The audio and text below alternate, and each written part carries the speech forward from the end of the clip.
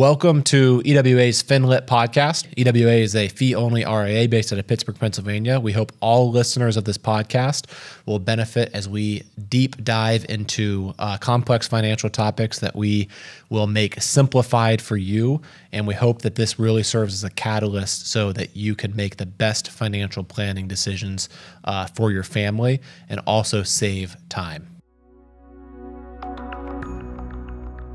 Welcome, everyone, to FIN-LYT by EWA. On today's podcast, joined here by Devin, one of our new advisors here at EWA, and really excited to talk about financial planning for newlyweds. So, Devin, I know there's probably, within the audience, a lot of newly married couples have not had these conversations yet. A lot of married couples that have been married for 10, even 20 years probably have not had these conversations. But give us what's the number one piece of advice when you're combining finances? Yeah, the number one piece of advice is to communicate, the big C. You're right. I don't know what the percentage is. I don't have any stats in front of me, but I would, in my experience, both professionally and personally, it's a very low percentage of people that have these conversations before they get married, let alone after, or I should say opposite, after they get married, let alone before. And it's very, very important. Just sit down and have the conversation. That's the number one piece of advice. Easy. What does the conversation typically entail? Like if you were running this, if you were getting married, I know you're already married and have 3 kids, but if you were, just put yourself in the position, what would be the outline of discussion? Yeah, I call it the money vision. We call it the money vision.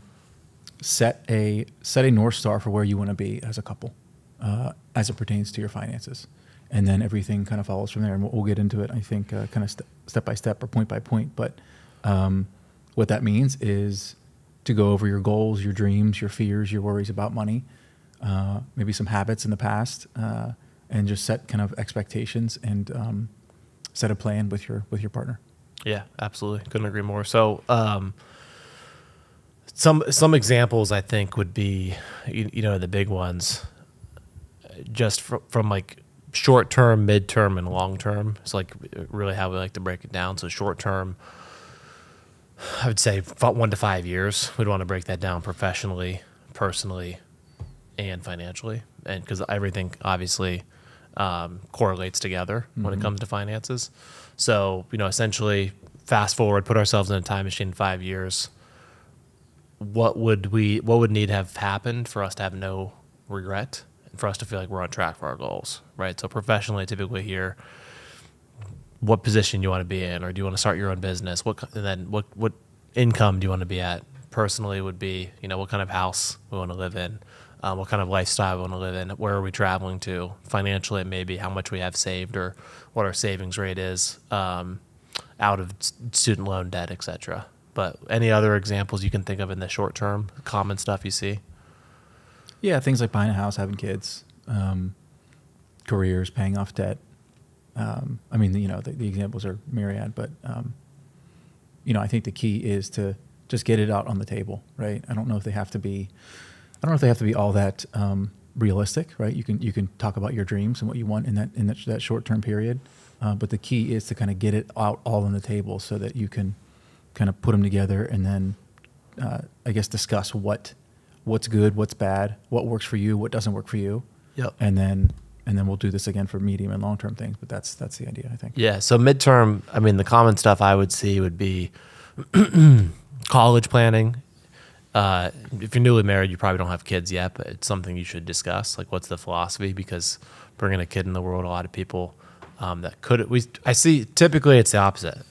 The people that could have really financially afford to have kids typically don't have kids, and the people that can't afford it typically have all the kids in the world. But it's expensive. So, what kind of impact does that have on your financial plan? And the big one is college. Like, is that philosophically, did your parents pay for college? Put it all on the table. How much skin do we want to have future kids have in the game? Do we want to fully fund it, et cetera, et cetera? And then I think the big one would be, if we have kids, is someone going to stay at home, and how does that affect the financial plan? Having that, and the reason why you'd want to have these conversations, in our opinion, up front and set that money vision, is because things are going to be you set the tone for yourself for the rest of your life. So if you become accustomed to a certain lifestyle and then your income drops in half because you have a kid and one of you is staying home, we pretty much set ourselves up for financial failure at that point. But if you've set a huge savings rate up front, knock out school loans, get ready, this can really be stepstone into that future smoothly. Yep. So what would be the biggest thing you would say long term? The easy one is retirement, aka financial independence. What does that look like for us? Again, the range is pretty wide, but everybody there's it starts with people that love their jobs and never want to retire, and it goes to people that absolutely hate their jobs and want to retire as soon as possible. And again, it's about just talking it through and getting on some sort of same page. You don't have to say this is the plan today and for the next 30 years, but just get it out there, right, with your partner. And so talk about what does a retired life look like for us potentially? Yeah, and I see like typically the deeper the conversations, it can have really impacting into every decision making in your life. So for example, I'd say the average that we see in America is like you haven't talked about retirement, so it's just like complaining about how much like the job is horrible. It's like I want to retire, I want to retire, I want to retire, and then it's like we'll retire away from something, not retiring to something. Well, say, you know what, I really do enjoy certain aspects of my life. My intellectual capacity is going to grow. It's like maybe I don't want to retire, but maybe I want to have these bigger financial experiences and the feeling of financial independence earlier on, but have the flexibility knowing I'm still going to work as long as I can health wise. And that makes much bigger, instead of like putting your head down and grinding and being miserable for 20 or 30 years and then waking up and retiring, but then not having any close friend group or close hobbies or things that you can retire, like looking forward to. It just kind of like misery leads to misery versus, really designing life today. What's our best life today? And how do we keep that going in the future? It's a huge difference. And these conversations, if you don't have these conversations, someone else is going to make all your decisions for you in the reality, whether that's your job or it's just how things work. If you call the shots, you call the shots. If you don't, someone else will call the shots for you. So, yep. Okay. Well, second thing you have on here is your understanding your cash flow. So what do you mean by that? That is money coming in and money going out. So income and expenses. You think that would be pretty straightforward for most people, but for a lot of people, they don't know how much they make, and a huge percentage of people don't know how much they spend. So just sit down and do a quick, I don't like to use the B word budget, but do a quick cash flow analysis of where's the money coming from and where's it going. It's as simple as that. A couple of reasons why that's important. I think number one, it just shines a light on where the money is going. A lot of people, again, like I said, don't know. And then what that allows you to do is say, you know what, too much is going to place A. We would rather have it go to place B, or vice versa. Yeah. Not enough is going to place C. Let's put it into place D. So the idea is figuring out where money is going now, but then also at the same talking about what you value and what you would love to spend money on, and kind of allowing that money to flow to those things that you do value. And so we recommend a system called reverse budgeting. And this is like, I find, we meet with like an accountant or engineer, like they have every like cent pretty much itemized of like what went out the door. But my question is like, what good has that done? Like the only thing that matters is ultimately, did you enjoy that? And then are you setting yourself up for financial success? So reverse budgeting, I use the analogy, really simple. Like 10 years ago, and I've told this story 100 times to existing clients, but I was struggling with like my morning routine. And so I had a coach that helped me at the time. It all starts with, not hitting your snooze button in the morning. Because I would, 5:30, hit snooze, and then suddenly at 6:15, I'm scrambling, I'm, showering, going straight to work. I'm missing my workout, all the reading I want to do, like reviewing goals, all that kind of stuff. So what happened was, she recommended at that time I had an actual coffee pot. This is before Keurigs existed. And so she's like, program it for 5:35, leave the coffee maker off the coffee pot. And so if you don't get out of bed at 5:30 and make it downstairs at the time, the coffee's going to start at 5:35. It's going to spill everywhere. And believe it or not, every day, that was it. I was jumped out of bed, no alarm, and then I would start them. So I recommend like set up that coffee pot system for your finances through a budgeting system. It doesn't make any sense to track where money's going. Just set guardrails where you can't you have to stay within those guardrails. So simply put, your paycheck comes in, let's say, you're newly married, you're young, it's 10,000 a month, 5,000 a month, 20,000, doesn't matter. The same concept. Your paycheck, you direct your HR to go to two accounts. One checking account is for fixed expenses and fixed savings, and one account is for variable cost. So when everything comes into one account, the snooze button occurs.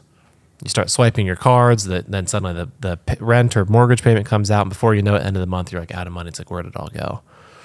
Well, if you remove the decision fatigue by putting all of your automated stuff, like your mortgage, your student loans, your car payments, utilities, if they're on budget, all the fixed stuff, maybe that's 5,000 a month. It goes in, it goes out. You don't have to worry about that. You don't have to touch it. And then all you have to do is stick within the guardrails of what's meant to be spent is in that variable account. And if we structure in the fixed account that the savings for short-term, building an emergency fund, maybe, you're saving a down payment, whatever it is, it all is automated out of that fixed account. And obviously your 401ks are hitting before you even get the money into your checking accounts. This is one decision that's going to eliminate thousands of bad decisions. So it removes decision fatigue. It sets up that coffee pot mechanism, and it's accountability. It's tough at first, but humans, we have money temperature. Just like if you like to sleep with 70 degrees, it goes to 75, you're not going to sleep well at night. If it goes to 65, you have to be within that temperature. We have a money temperature, I believe, and everyone, if you control that, you're going to stick pretty close to that. And if it doesn't get discussed, the money temperature will control you. And this is why we see so commonly residents go from making 50,000 somehow being okay, living their life, and then making 200 or $500,000 or even $1 million as attending doctors, and they have all their money's going out the door suddenly, and now they're more stressed than ever, even though their income is 20 times higher than it used to be. And this is because the money temperature will control you if you don't control it.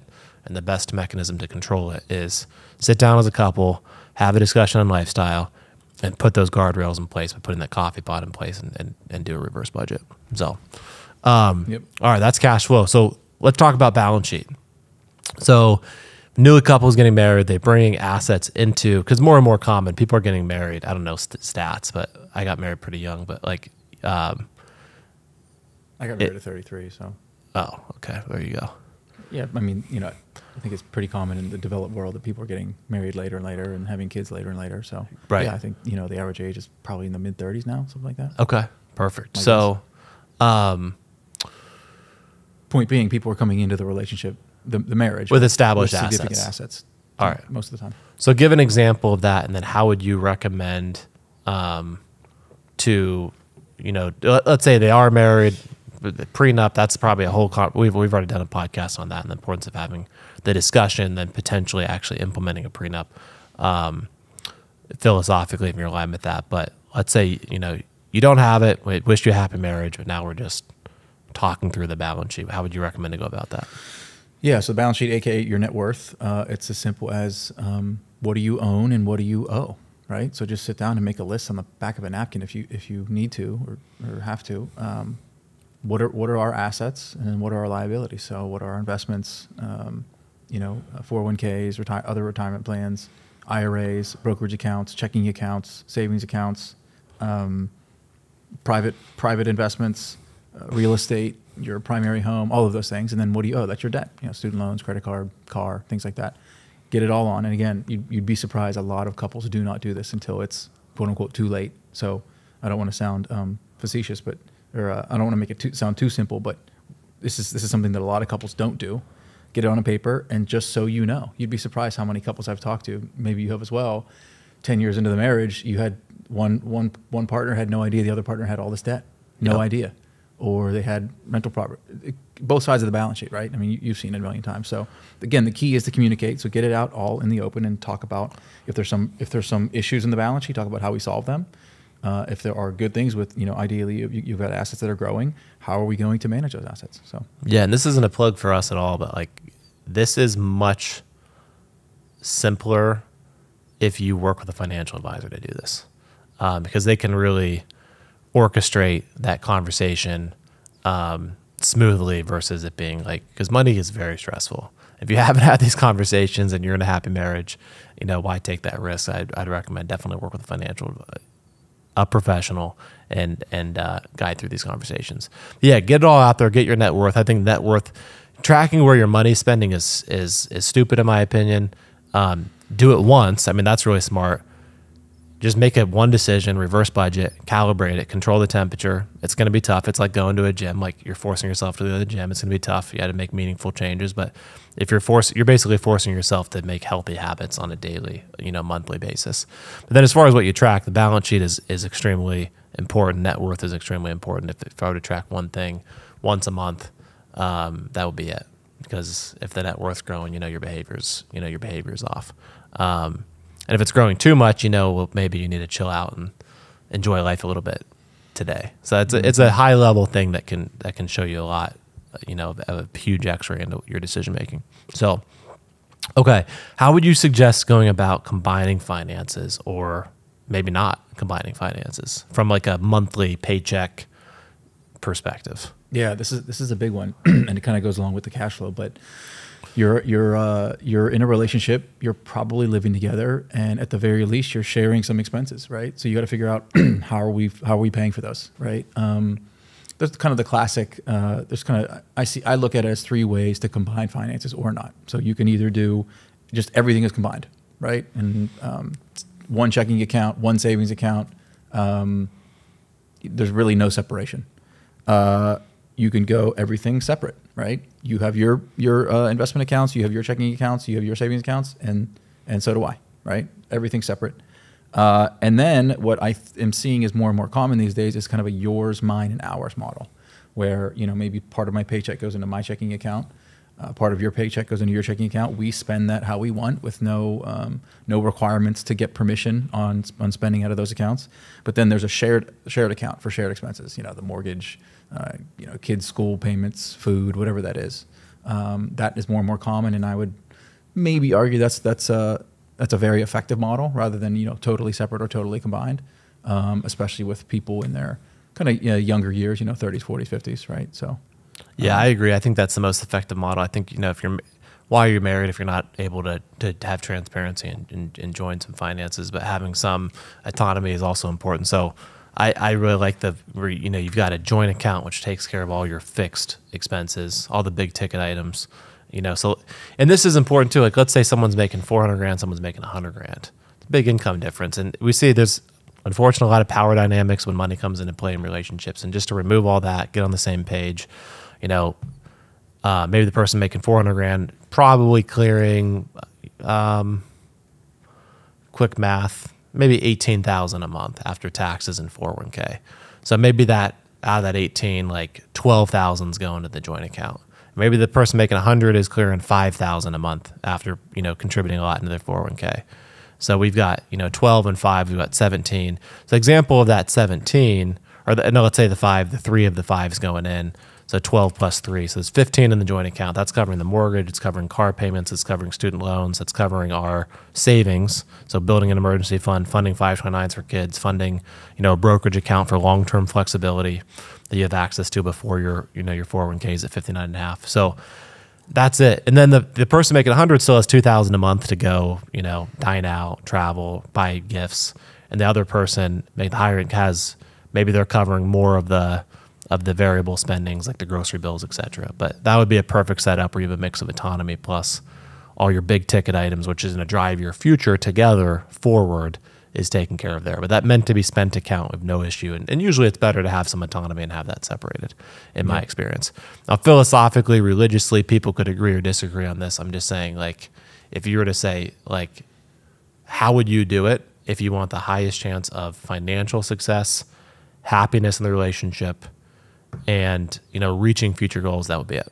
Reverse budget, and as a couple, checking account 1 for spouse 1, joint account for both of you, checking account 2 for spouse 2. That's it. Yep, agreed. Okay, so let's just rapid fire. What are some other considerations that a married couple who hasn't done a financial plan or a newly married couple should be thinking about pretty much off the get-go? Yeah, there's a handful, and I think each of these could be their own podcast episode in and of itself. But fairly quickly, so create an estate plan. That's wills, powers of attorney, and healthcare proxies. That's very, very important. I'm I'm going to just hit on those real quick. So Yeah. power of attorneys, if one of us gets in a car wreck, the other person, typically you name a spouse as your power of attorney, who's making financial decisions on your behalf. If you can't, who's making healthcare decisions on your behalf, who's making general decisions. So typically you'll want financial, healthcare, durable, which kind of covers everything else. And then the estate plan, I mean, typically if your net worth is decent or high, people think about a will. Well, even more important than a will, if you want things to go privately, you need a revocable trust. You can avoid probate that way. Direct beneficiaries on accounts can also avoid probate. But you're not thinking about, what happens if we both get in a car wreck, or we're not thinking about that. But really important, because this is a one document that kind of takes care of all your wishes if you pass. And if you don't have it, it can leave your loved ones in sometimes quite a mess if they have to go through probate on certain assets. And beneficiaries on old accounts always trump whatever your estate plan is. So once you do that estate plan, it's really important to go back and update, because maybe you were married before, or maybe you had a girlfriend before your current wife. Well, if you had that girlfriend listed on that old 401k, even if your will says, oh, my new wife gets everything, if you die, your ex-girlfriend is getting everything if that person's still on that old 401k account. So it's really important to kind of do a checklist, work with a professional, and get all of this stuff updated, aligned, and structured moving forward. Yeah, I think the fundamental question there is, what happens to my assets if I were to pass? If one of us were to pass, and it's very, very important. That's kind of why that was number one there. Second one, just make sure you have proper insurance coverage, life, disability, umbrella, liability, et cetera, et cetera. That again could be its own podcast in and of itself. Any thoughts on that? Yeah, real quick. Life insurance is a newly married couple. You're probably looking at a term life policy. Your work probably covers some of that. If you want to have future kids, once you've locked this in, it's locked in forever. So typically it does make sense to purchase some term life insurance that is outside of your work. If you change jobs, it stays with you. Just quick rule of thumb, 10 times your income. So if you're making $100 million term life policy, it'll be good. If you have kids come into the picture, we recommend doing a needs analysis, and that's typically a life analogy. So cover liabilities, cover income replacement, cover final expenses, and cover education for your kids if that's what you're planning on doing. Disability, on general, you have 60% through work. If you're disabled, that 60% is taxable. It pays till 65. It's not based upon your occupation. So, normally we recommend that's your most important asset is your income. Protect the other 40% as best you can. You can't protect the whole thing typically, but you can get a supplemental policy that's really cheap. These are use it or lose it policies, and that's okay, because as long as you're healthy, happy, kicking, you're gonna have an income paycheck. Umbrella would be, the what if someone trips on your sidewalk, you get in a car wreck, and that is typically in increments of $1 million. You want to have that rounded up bigger than your net worth. So if your net worth $200,000, you'd get $1 million. If your net worth's $1.5 million, you get $2 million. Typically that caps out at $5 million. That is something super important. It's super cheap. We're talking $20 a month for $1 million umbrella coverage. And then, the other ones would be if you rent, renter's policy, if you own, homeowner's insurance, et cetera. But those are the very basics.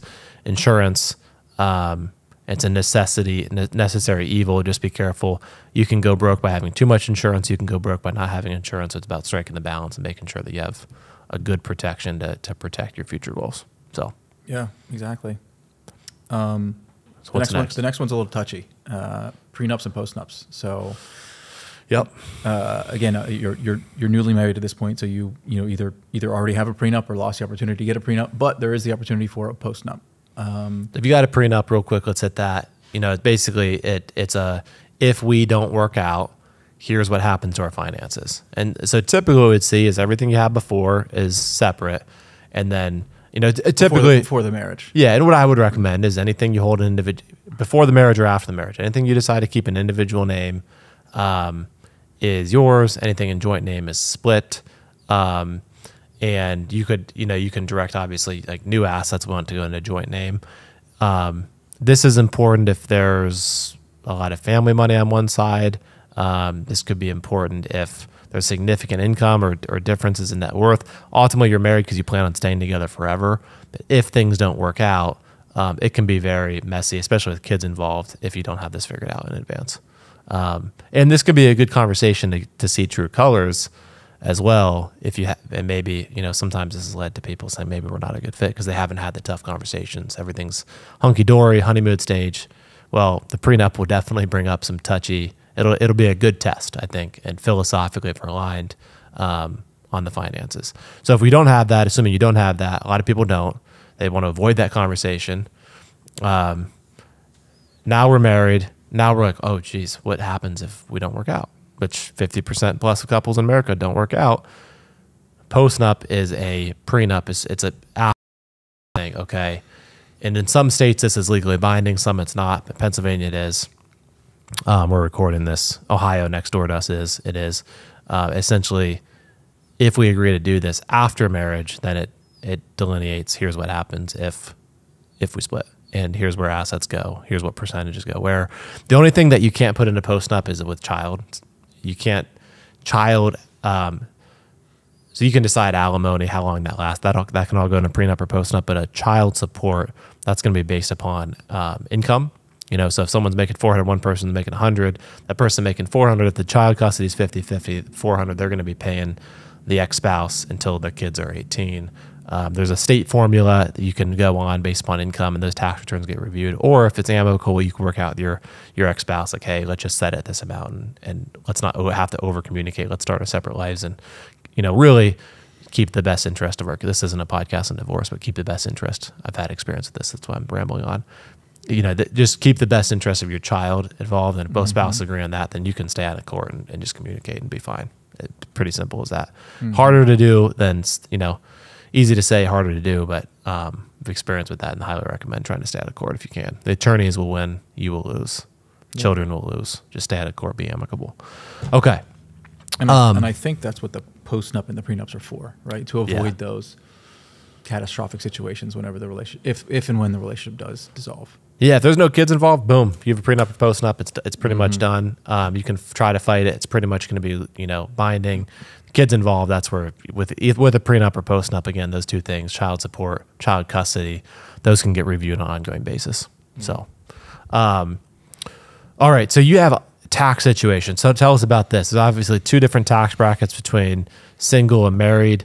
Married is obviously better than single. Being single in America is punitive from a tax perspective. We've done podcasts on that, but really important to do a tax analysis and update your HR and make sure the right withholding. So you may be over withholding as a single person, you may be under withholding. Worst case scenario, most people can't afford a huge tax surprise at the end of the year. So what's the form that you would update? Well, if you have a kind of a typical W-2 job, you would call your HR and or log onto your portal and update the W-4. Just update your filing status there. It should be pretty easy. Again, like you mentioned, the purpose behind this is just to make sure that your taxes that are being withheld each paycheck is appropriate, right? You don't want to overpay, you don't want to underpay. You generally want to be pretty even at the end of the year. But this is taxes can get very, very complicated very, very quickly. So again, another a podcast in and of itself. But generally speaking, just review your tax situation like fairly quickly at a high level. Again, most couples file married filing jointly because it's the most advantageous. But there are reasons out there, the big one being student loans, that you might want to file married filing separately, or head of household, or whatever the situation may be. Prenups a lot of times say married filing separately. There's very little difference between married filing separately and married filing jointly from a tax perspective. There's a little bit. You may lose a couple grand if you're high income, but it's still going to save you a lot versus single, versus two people, not married, that are living together, that are single taxpayers. Unless both your incomes are extremely high, then there's no difference. But that's a case by case. So then the last one, again, not a plug, is, consider working with a financial advisor. If you're in high-paced, high-demand jobs, time is everything. Time outside of work is what you should strive for. Don't work to live, live to work, or live to work. What is it? How's that saying go? Because I don't live by that. I mean, I work a lot. Don't live to work, work to live. Yeah. Yeah. Well, tough news if you're a young married couple. Yep. I think that's actually pretty bad advice. You got to go grind it out. You got to, America, it can be really good to live here if you have financial success. If you're worried more about like what you're doing on the weekends and you're not climbing, you don't have an income to support that, it's going to be a really tough life. Yeah. So, you know, I hate to break your dreams of like, go find what you're passionate about, but I think you should go find what you're really good at, you can make a ton of money at. And then, you know, what you're also passionate about as well. But you got to build yourself financial security. In America, that's just how it works. This isn't France or other countries where they just take, you know, anyways. Well, with that, that's a wrap, I think, right? Any other tips? Let me just thinking, wrapping up with one thing, is that this is not meant to be super complicated or difficult, but it's also not meant to be easy. This is an investment in your time and your emotional energy so that you can, you know, proceed along in your marriage as happily and as carefree as possible. So you get the dirty work done up front, right? Get it all over with, and then you can kind of keep crafting and building your lifestyle. And I think the holy grail, correct me if I'm wrong, is to not really have to worry or think about this. One definition of being wealthy or rich is not ever having to think about your money. So you get all of these things, or most of them, done up front. You do periodic reviews once a year, or once a quarter, whatever in the future, just to kind of level set. But it's an investment in your time, in your energy, and it should pay off in the future. So, yeah, I think it's all about the quote of like, easy choices, hard life. So the easy choices is a couple like, let's not talk about this. This is stressful. Let's just go have fun. Well, you're gonna have a hard life for the rest of your life because you're not gonna be philosophically aligned. You're gonna have, and then what it's gonna lead to is just like cycled arguments that happen pretty much daily, weekly, year, whatever. Or hard decisions, easy life, hard decision. Let's have a really tough conversation now. Let's talk about our philosophy on money, our philosophy on kids, how we grew up, what our stresses are. It's gonna bring out a lot typically. And then that's going to lead to an easy life. So rip the Band-Aid off. It's always, that's the analogy. If you rip the Band-Aid off, it's hard, but it's done. Then it's easy. If you slowly pull that thing off, it's going to hurt continuously. Yep. And these conversations, these checklists, if you get it all done, it will lead to removing the number one stress in America, which, you know, polls have shown, it's finances. Yep. Well, thanks for joining us, everybody, and look forward to catching you next week. Thanks for tuning in to our podcast. Hopefully you found this helpful. Really hope this is as beneficial and impactful to as many people across the nation as possible. So hit the follow button. Make sure to rate the podcast, and please share with any friends or family members that would also find this beneficial. Thank you very much.